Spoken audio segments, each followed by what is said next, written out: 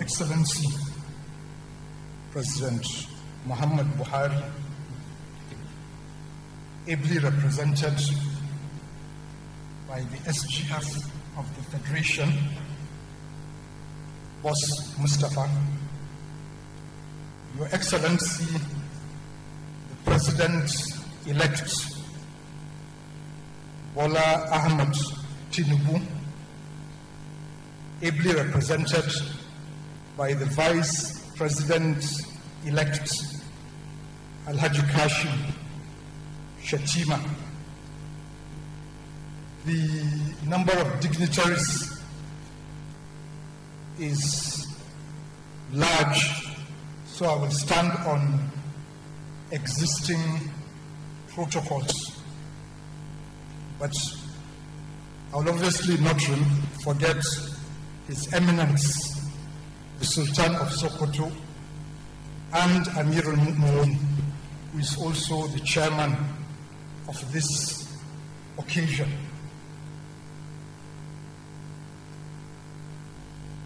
When I was invited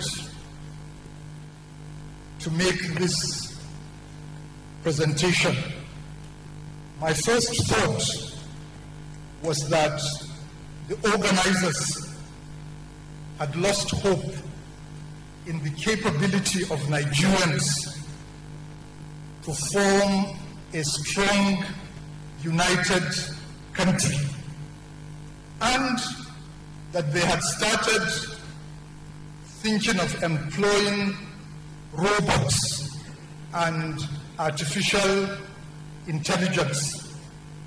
You know, that is the in thing now. So I thought, as a software engineer, I was to come and present a lecture on some of the strategies that could be employed for the use of robots and artificial intelligence. But on second thoughts, seeing that this lecture is being developed, is being given, is being delivered in this national mosque, I realized that the lecture should be delivered from an Islamic perspective. And therefore, these are the contents of my lecture. In particular, I'm going to talk about the Islamic principles of unity and mutual coexistence, and go all the way to the end to give some recommendations to the incoming government. I start with the type of nation that we are aspiring for. And all of us Nigerians are united on the fact that we want a secure and peaceful nation. We want to be living in mutual harmony and peaceful coexistence. We want a prosperous nation with good opportunities. We want a nation where integrity, honesty,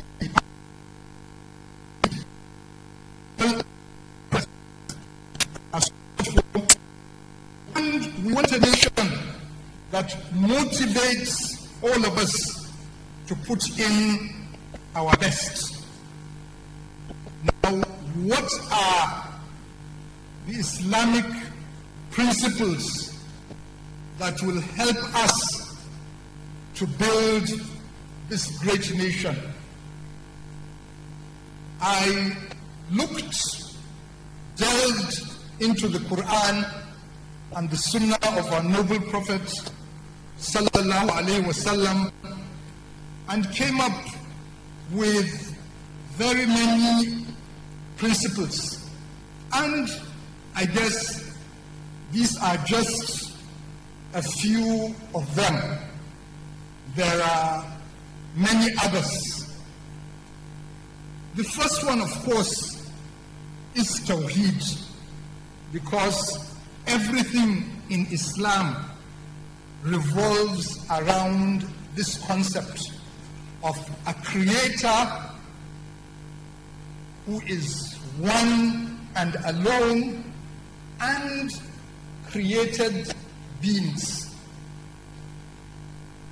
And these created beings, with all their diversity,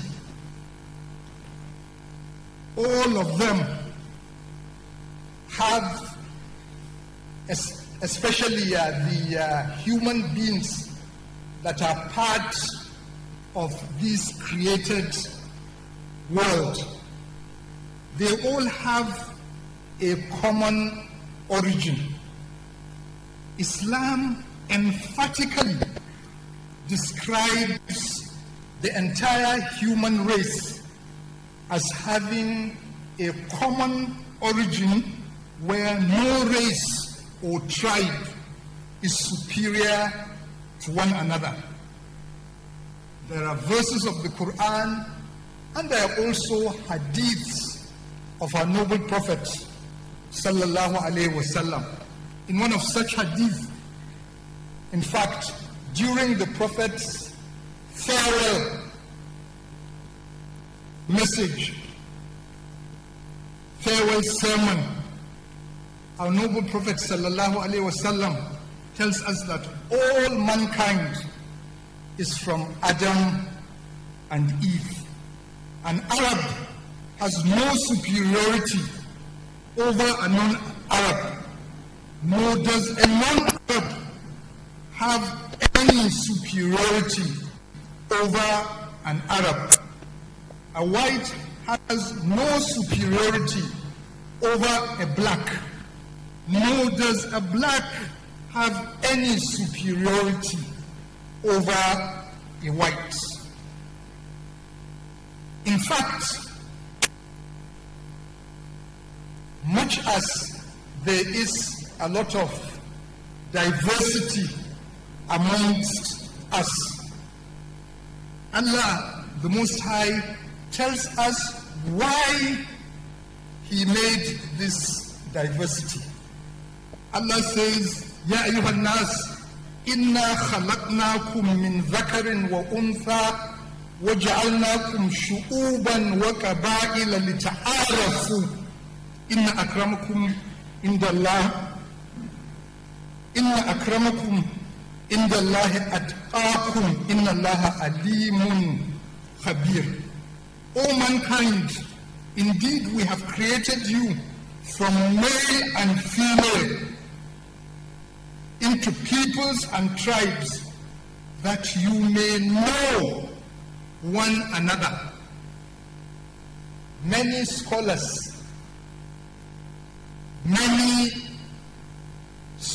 on tafsir have explained the meaning of this lita'arafu. The very revolutionary scholar Sayyid Qutb tells us that lita'arafu means that Allah subhanahu wa ta'ala has created us into nations and tribes for the purpose of getting to know one another, and for the purpose of living peacefully together. In fact, we should live in unity and peace and collaboration. Directly deriving from the principle of this common origin, Islam preaches the equality of all human beings. As far as Islam is concerned, all human beings are equal in the sight of Allah, irrespective of their color or race. And this is a strong principle that permeates all aspects of Islam. And it is this equality that Malcolm X, the famous Malcolm X, explains that America needs Islam because this is one religion that erases from its society the race problem. He explains in a letter that he sent while he was performing Hajj that I have never before seen sincere and true brotherhood practiced by all colors together, irrespective of their color. And when we look at justice, justice is another principle that Islam passionately and emphatically advocates for in both theory and practice. And arising directly from this principle of equality, Islam insists on treating all people equally on all matters, and especially before the law.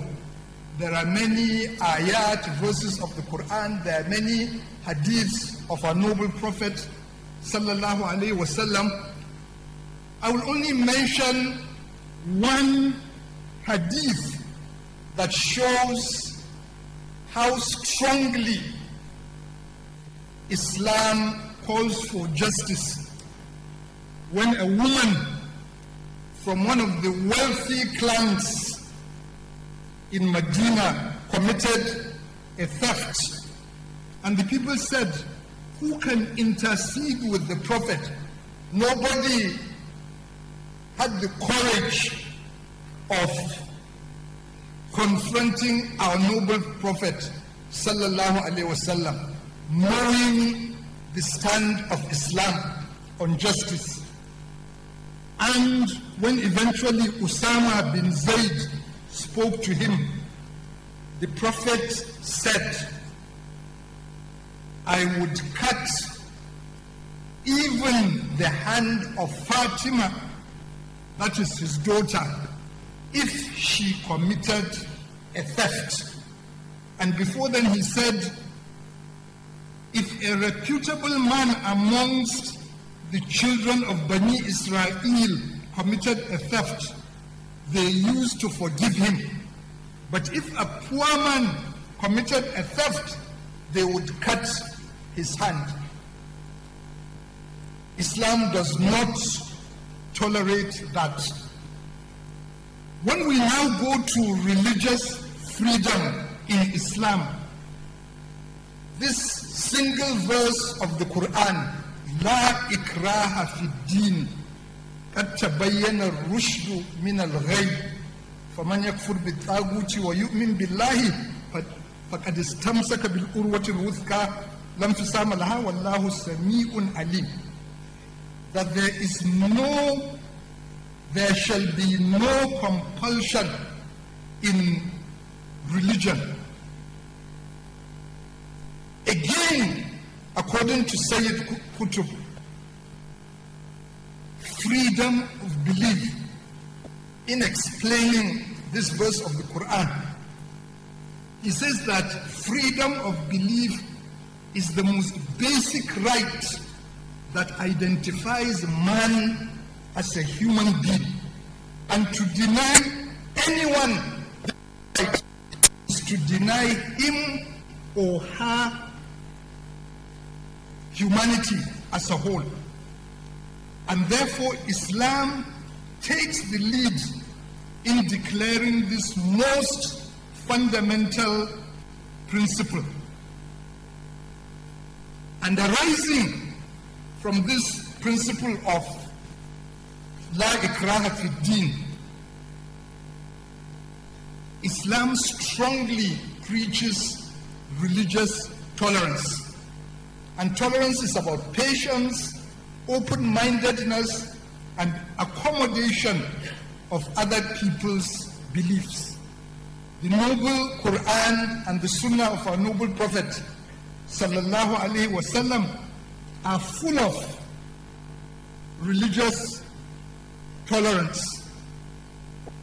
In the actual paper, I quoted a number of verses, but here in this presentation, I am just drawing us to that verse of the Quran where Allah subhanahu wa ta'ala tells us, لَتَجِدَنَّ أَشَدَّ النَّاسِ عَدَاوَةً لِلَّذِينَ آمَنُوا الْيَهُودَ وَالَّذِينَ أَشْرَكُوا وَلَتَجِدَنَّ أَقْرَبَهُم مَّوَدَّةً لِلَّذِينَ آمَنُوا الَّذِينَ قَالُوا إِنَّا نَصَارَى ذَلِكَ بِأَنَّ مِنْهُمْ قسيسين ورهبانا وأنهم لا يستكبرون. The beauty of this verse is that Allah tells us why we should be close to the Christians. That it is because of their religiosity and because of their humility, because of their character. And here as we are in Nigeria, we know that majority of us are either Muslims or Christians. So why can't we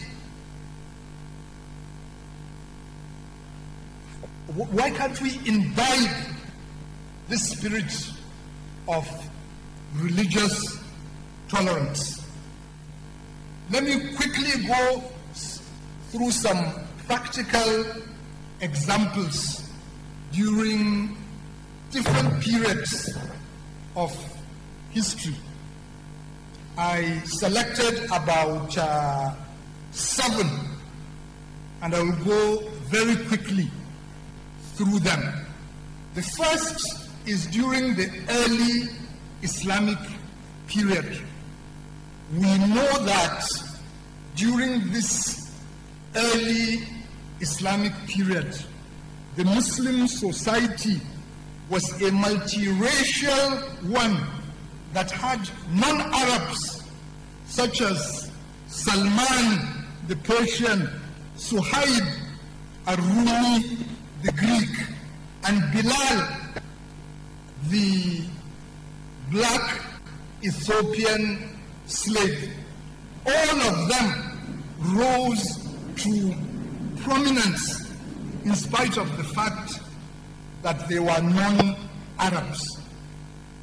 Another obvious example is how our noble Prophet sallallahu alaihi wasallam brought about what is considered to be the very first constitution, the so-called Medina Charter, to bring about a harmonious and mutually cohesive Medinan state where peace and unity was established amongst the various tribes.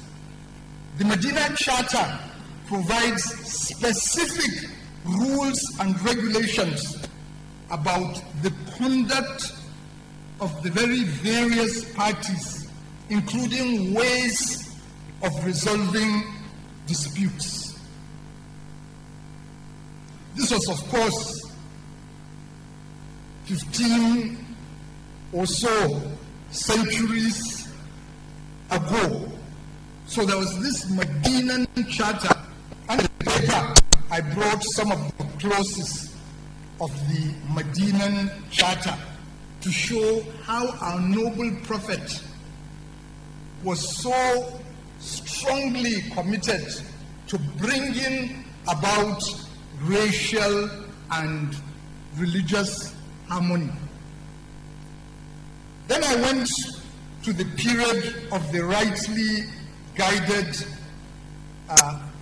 caliphs. And I brought this example in the time of Umar radiallahu anhu, who brought about so much religious freedom,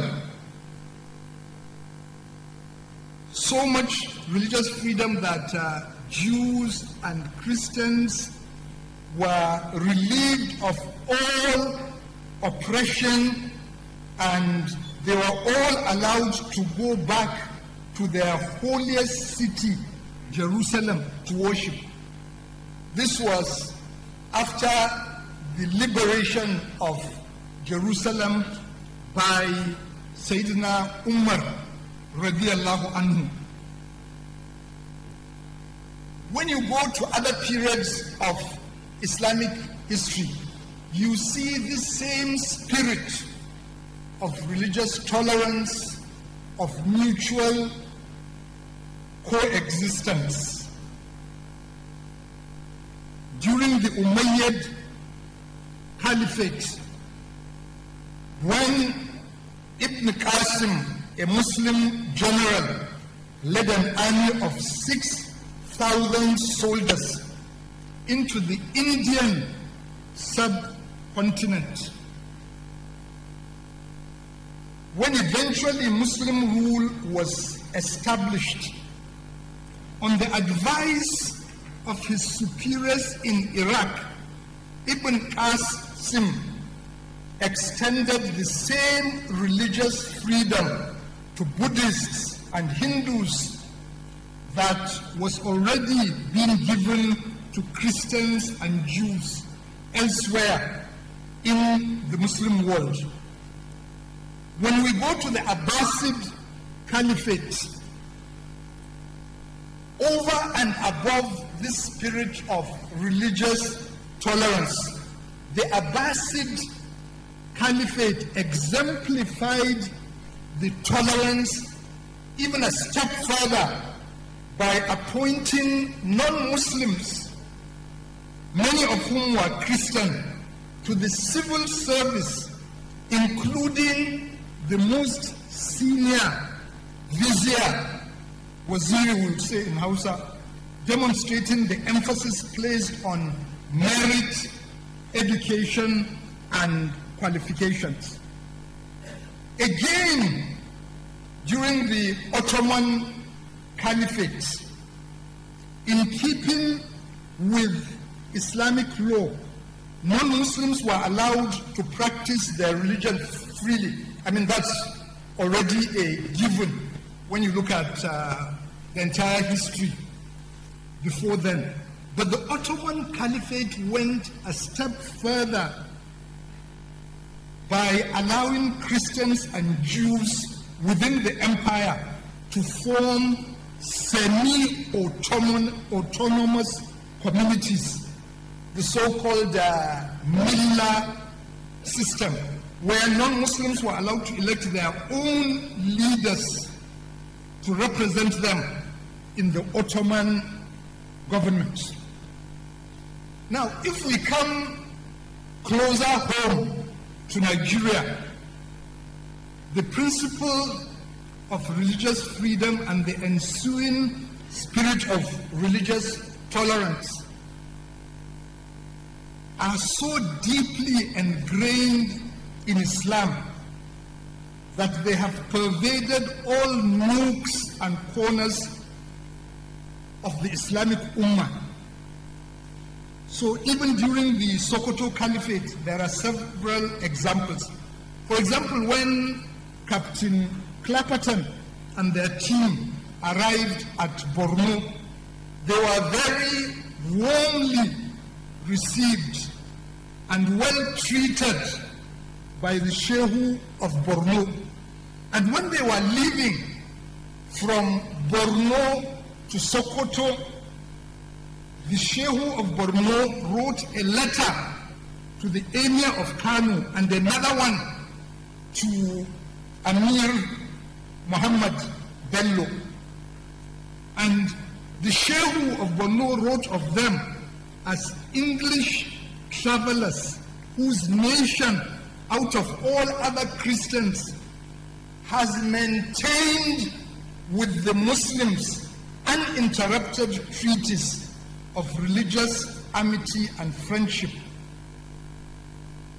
And in his letter to Muhammad Bello, he asked him to recall that true Muslims have always avoided shedding the blood of Christians, but have assisted and protected them with their own honor. Ironically, it is this team that later on helped bring about colonialism. Again, during the First Republic, we see the message of Sir Ahmadu Bello, the Premier of Northern Nigeria. So why are we disunited? I have tried to answer the question, and most Nigerians obviously know why we are disunited. I have mentioned colonialism. Some people talk about this amalgamation in 1914 in the first instance was not good for us. But really the problem is not so much that, it is more that the colonialists were not interested in our unity. But now that the colonialists are not there, why are we not united? I have also given materialism and secularism as one of the reasons, and of course corruption is one of the things that helps us to accentuate our religious and ethnic differences. Because when corrupt people find themselves in danger of being caught for their criminal activities, they incite their fellow tribesmen and religious associates. Same with divisive politics. Politicians, and we have many of them here, when they see they can increase their chances of winning elections by whipping up religious and ethnic sentiments, they turn to these sinister methods. Meanwhile, unknown to the masses, these politicians and elites are always together pursuing their selfish interests. Now, the last part of my presentation, a few recommendations for the new government. These are the topics. The first is leadership by example. We expect all our elected and appointed leaders to lead by example, just as our noble Prophet sallallahu alaihi wasallam did. We expect our new government to make suitable appointments. Fortunately, the president-elect has been known to make very appropriate appointments, especially while he was the Lagos State Governor. He is remembered to have established a very strong and formidable team that performed wonders, just as the Vice President-elect did the same thing in Borno, and that is why everybody is so happy about Governor Zulum. Security. We all know the importance of securing a nation.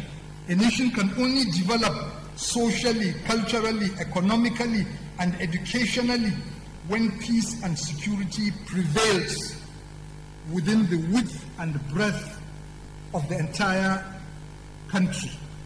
The incoming administration would need to address these challenges head-on with all the wisdom, strategy, negotiation skills, military might, and resources that they require. The economy is another item that is in the minds of all Nigerians. The president-elect was able to transform Lagos into a rich, economically viable state within the span of a few years. And Nigerians are waiting for the president-elect to perform the same miracle. Same with education. The forthcoming administration of President-elect would do well to look very critically at the education sector, the fight against corruption. The only way for Nigerians to have confidence in the new administration is when they see that in both theory and practice.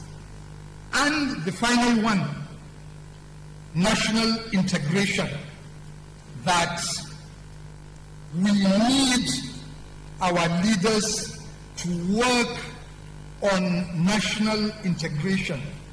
Only visionary leaders can unite a divided country and motivate its citizens to work towards building a great nation. So Nigerians are looking up to the president-elect, the vice president-elect, and other Nigerian leaders to do so.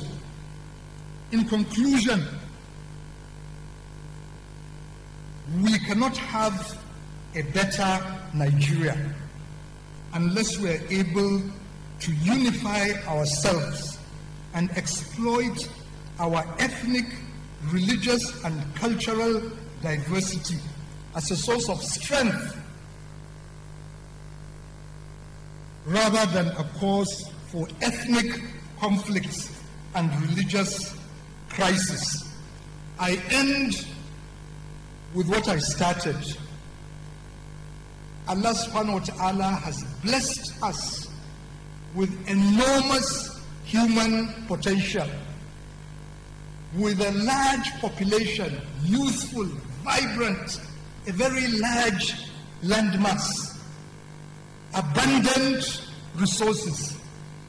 If with all this we cannot bring ourselves together and create a great nation, please call on us to bring robots and AI to unite the country. Thank you very much.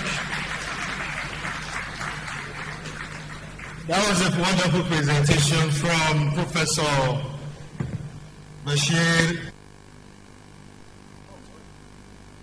And I'll continue to increase him in knowledge.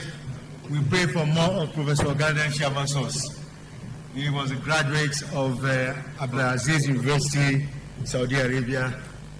He graduated in 1984 and proceeded to University of Boston for his master's. Well, we just listened to the guest lecturer, Professor Bashir S. Galadanci, a computer engineer by profession, and of course blessed with Islamic knowledge. The lecture he took from Islamic perspective to tell us what we need to do and also remind us things we've been doing and things we need to also do as citizens and leaders. Well, he drew our attention talking about humility, moral uprightness as some of the things required of all of us. Religious harmony, he also mentioned, and also raised a very big question: why the disunity? And I think he tried to proffer solutions and to say we need to also address issues of corruption and also leaders to work hard towards national integration. I think these are some of the issues he mentioned. I'm not also forgetting diversity, which he said is a divine arrangement of Almighty Allah which no one can question. As such, he drew our attention to also work to unite this country without any religious or tribal superiority over any aspect. Thank you for listening.